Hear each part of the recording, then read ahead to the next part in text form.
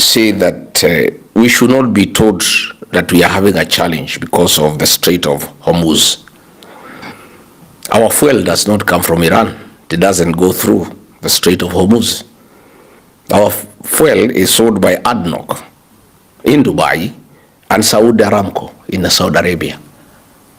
That is where the fuel is processed, and therefore this story that we are having a challenge because of the Strait of Hormuz is hot air.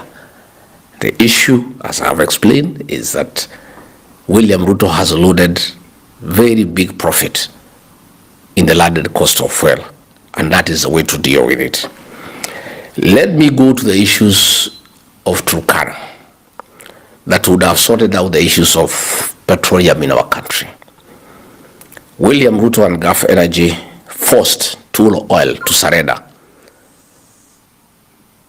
the production and prospecting of oil in Turkana to them at a cost of 120 million US dollars, which is equivalent to 15.6 billion Kenya shillings.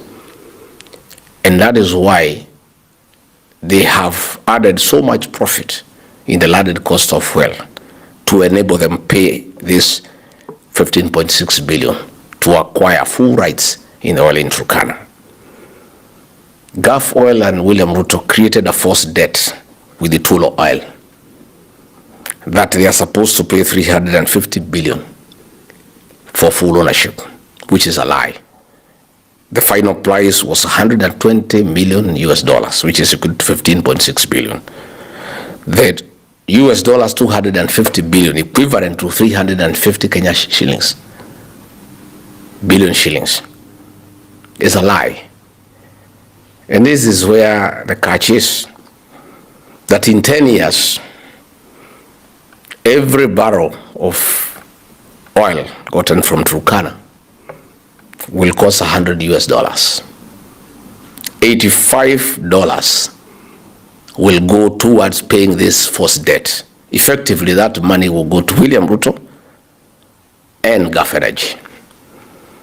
You are left with 15 shillings, which will be divided 75% to the national government, equivalent to 1,440 shillings. 20% to the county government of Turkana, equivalent to 384 shillings. And 5% to the Turkana community, that is 96 shillings. It's pure theft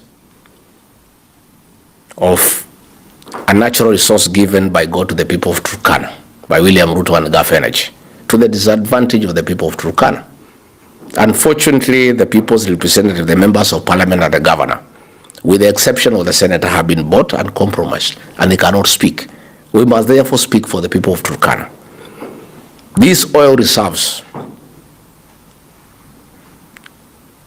have the capacity to produce enough money to change the lives of the people of Turkana, to build good schools, build good roads, sink dams, get water for irrigation and for domestic purposes, and change the lives of the people of Turkana forever. But all this is being stolen by William Ruto to the disadvantage of the people of Turkana, and he has compromised the representatives of the people of Turkana. The people of Turkana must say no. And I'm urging the people of Turkana to stop further exploration and exploitation of their reserves of oil in Turkana until proper negotiations have been done and the people of Turkana get the maximum out of the proceeds of the oil that is in Turkana given to them by God to change their lives. And I would urge the people of Turkana to stop this exploration until there is change of government next year, where they can sit down with the new administration and negotiate a good package that will change the lives of the people of Turkana. It cannot be that a natural resource given free of charge by God to the people of Turkana will benefit William Ruto and Gulf Energy. It's unacceptable. And the people of Turkana must say no. And I urge them not to fear. They must be like the people of Ikolomani in Kakamega.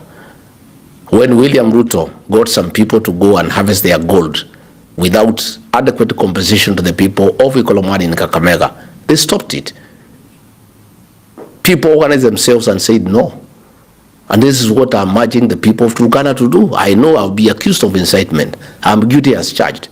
I have a responsibility to speak for the people of Turkana. They cannot allow William Ruto to take their oil and go with it, when this oil and its proceeds can change their lives forever, to get good schools, good roads, water, good hospitals, and change Turkana to be another Dubai. The people of Turkana must rise up to the occasion and say no. Finally, let me say I've heard Hassan Omar of UDA saying that people have been radicalized, and asking what people have done to William Ruto, or what William Ruto has done to the people. I want to say, Hassan Omar, you are the ones radicalizing the people of Kenya. When you ask Churchill to kill the matatu industry and replace it with BTR buses, what are you doing? That is radicalization. The matatu industry employs many people. Many Kenyans have invested in the matatu industry. And you are issuing a public statement asking the Minister for Transport to kill the matatu industry and replace it with the BTR. You are actually radicalizing the matatu owners, the drivers, the touts, and all the people who work out a living from the matatu industry. You are asking what William Ruto did to people of Kenya, why they are so angry. You should know because you live in Kenya. He abducted and killed their children. People are still in pain. He has levied taxes that are unreasonable to the people of Kenya. He has refused to pay pending bills to the people of Kenya. Their properties are being auctioned. He has made bribery a way of life. He is mocking Kenyans by displaying millions of shillings in public when people have no food on the table. That is what William Ruto has done to the people of Kenya. If you didn't, I heard you ask that question. I have that answer for you. And you're asking why people are radicalized. It is the government that is radicalizing the people. The kind of statements of P.O. Adai and John Badi are making, the so-called experts, are radicalizing the people of Kenya. And they will be radicalized because that is the way the government wants things to be done. Let me, again, it's my very wish, respond to Kipchumba Murkomen. I've heard him. At any one time, there is a problem in Kenya trying to blame President Uhuru Kenyatta and Rigathi Gachagua. Kipchumba Murkomen, for the record, Uhuru Kenyatta is not the president of Kenya. William Ruto is the president of Kenya. The buck stops with him. He cannot blame Uhuru Kenyatta for mismanaging the country, for destroying a country that was up and running. President Uhuru Kenyatta handed over a country that is working, with a working education system, working health system, with a country that was secure. 4 years down the line, there is no country. You keep on blaming President Uhuru Kenyatta, and you are asking matatu owners, why didn't they go on strike when Uhuru Kenyatta was president? When Uhuru Kenyatta was president, fuel went only to 135 shillings. We are now over 240. The people of Kenya know the difference. And again, Ruto is president. Let him run the country. And you cannot keep on anytime there is a small problem. You start comparing the reign of Uhuru Kenyatta and William Ruto. President Uhuru Kenyatta told the people of Kenya that his then deputy could not be trusted to run a country. We disobeyed him. We refused to buy that argument, I included. We are now paying for that. Uhuru knew because he had stayed with him. So Kipchumba Murkomen, leave Uhuru Kenyatta alone. He is not the president of Kenya. Uhuru Kenyatta is retired. Let Ruto carry his cross. He has mismanaged the country. When the country is burning, despite having been properly briefed that there are problems, and Kenya will come to a standstill, he left on an overseas trip in a private jet, I am told the most luxurious in the world, where you are paying 5 million shillings per hour. That jet that he left with is the epitome of luxury, with a full bedroom and a massage parlor and a spa with a jacuzzi, steam, sauna, and the massage parlor has 4 girls from Seychelles. He is enjoying when Kenyans are struggling in air. And then you are asking Kenyan that people have a problem with William Ruto because he's a Kalenjin. Kipchumba Murkomen, if you have forgotten. Nobody has any problem with the Kalenjin nation. When the people of Kenya elected William Ruto as president, they knew he's a Kalenjin. If they had a problem with the Kalenjins, they would not have elected him. Nobody has a problem with William Ruto because he's a Kalenjin. People have a problem with William Ruto because he's incompetent. And he's not what he promised the people of Kenya to be. He has killed their children. He has abducted their children. He has ruined the economy. He has run down all businesses. He has taken over every business in the country. Banking, insurance, hospitality, aviation, medical, education. He is in competition with the Kenyan people for businesses, and he has run out all Kenyan businesses from business. So when you come and tell us that people did not oppose Uhuru Kenyatta, they are opposing William Ruto because he's a Kalenjin. When we elected him, we knew he was a Kalenjin. And nobody has a problem with the Kalenjin nation. It's a very dignified community with good people. People with proven track record who have served this country with this distinction. People don't have a problem with the Kalenjin nation. They have a problem with William Ruto. It's unfortunate he's a Kalenjin. There's nothing we can do about it. But don't tell the people of Kenya that. That is thinking people are stupid. People are not. People are very intelligent. And you cannot trivialize such a national crisis into tribalism. Oh, people have a problem with Ruto because he's a Kalenjin. No. It's not the Kalenjins who have stolen from the people of Kenya. It's not the Kalenjins who have killed our children. It's not the Kalenjins who are making profit from fuel to the disadvantage of the Kenyan people. Please spare us that narrative. It cannot work. As for Rigathi Gachagua, you keep on threatening me so that I can keep quiet. Please be informed that I will speak for the people of Kenya, and I will speak the truth. And have a responsibility to tell the people of Kenya the truth. Yesterday, it was a circus. When there is such a national crisis, William Ruto is out of the country. He designates a blogger, Dennis Itumbe, to chair a meeting of such serious issue. The transport officials who were there were shocked that a meeting attended by the CS for National Treasury, the CS for Transport, and the CS for Energy and Petroleum was being chaired by a blogger, Dennis Itumbe. That is how casual William Ruto treats the people of Kenya. When the whole country is at standstill, the economy is paralyzed, nothing is going on in the country, he has the audacity to designate a blogger to chair a meeting to unlock the crisis. And that is a problem we have with the country. And many people have been asking me, how did we get here? And I have told them, William Ruto surrendered the leadership of the country to a blogger called Dennis Itumbe, a standard 2 dropout called Oscar Sudi, a standard 6 dropout called Farouk Kibet. Those are the people who run the country. Kindiki was in the country. He was not asked to chair the meeting. He's just another flower girl. The president, nothing much of him. He asked Dennis Itumbe to go and chair the meeting. And that is what has been happening. And yesterday, principal secretaries and CEOs from the mountain called me crying that Dennis Itumbe is harassing them to raise $1 billion shillings to fund the Olkalao by-election.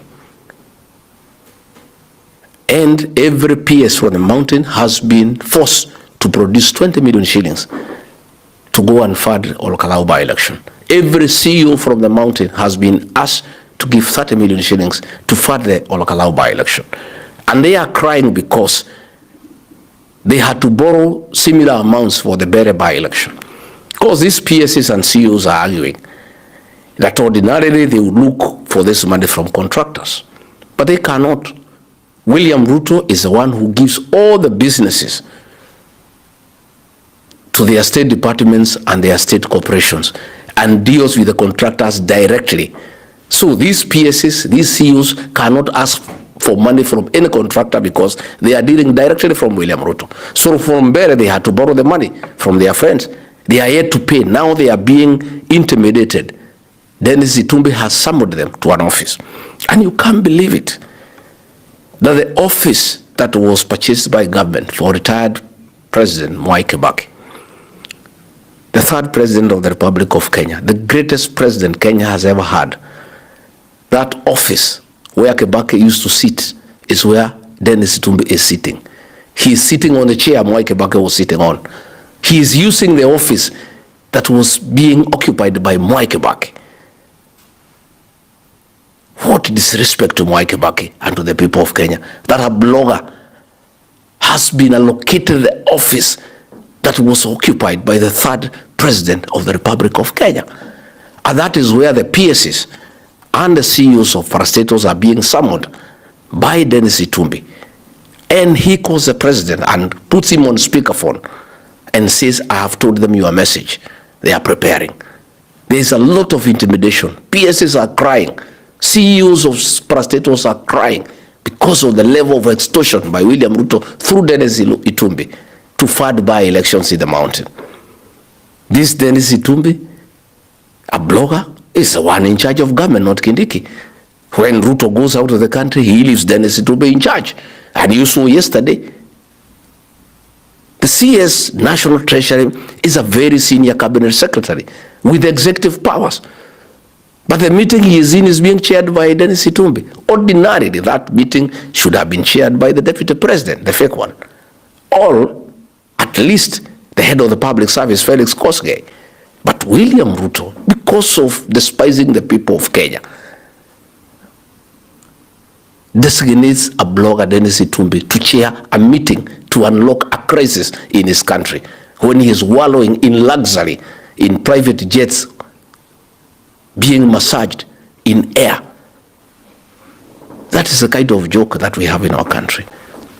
I want to ask the PSs and the CEOs not to give that money for Olkalau and to go to their offices and work. They are telling me they have been told to camp in Olkalau to go and campaign. Most of them are saying they don't even know how to campaign. They have never participated in politics. Each has been allocated a polling station and told to give money and go and campaign for the UDA candidate in Olkalau. They are all working under Dennis Itumbi, a blogger. He is in charge of PSs and CEOs of parastatals. It's the greatest joke in the history of Kenya, that a blogger is in charge of PSs and CEOs of state corporations, that a blogger is chairing a meeting attended by the CS National Treasury, Energy and Petroleum, and the CS for Transport and Infrastructure. That is how casual William Ruto treats the people of Kenya and the challenges that they face. But of course, the worst joke is Kipchumba Murkomen. He's the worst CS Interior we have seen since independence. He's such a joke. You know, even if William Ruto wanted a college to be CS Interior, why can't you look for a serious, mature fellow? Why do you give the job to a CS who is childish and juvenile? A fellow who reduces a national crisis into a tribal joke. You know, that is how serious the situation back home is. So let me ask the officials of the transport sector who have said they will negotiate with the government. I hope they will not be compromised. I hear yesterday Dennis Itumbi tried to give them 500,000 shillings. 7 of them, they refused. I hope they have not been given more. I want to give them the benefit of doubt and believe they have not been compromised. Let them go to these negotiations with an open mind. First, they must demand that the bad fuel, the low quality fuel, must be removed from the market. They must demand that William Ruto must forego his profit.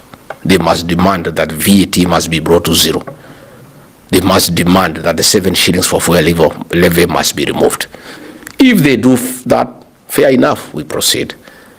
If they are compromised and agree that everything is okay, if they will be contented with the 10 shillings, then our sales on coming back, we'll have to consult with the other leaders in the United Alternative Government and decide a way forward for the people of Kenya. So I needed to talk about those few things because it's important that we let the people of Kenya know what is happening. And I really urge the people of Turkana to wake up and say no. They cannot allow theft of a God-given natural resource that would have benefited the people of Turkana to benefit one William Ruto and his company, Gulf Energy. It is immoral, it's unacceptable, and all Kenyans must support the people of Turkana.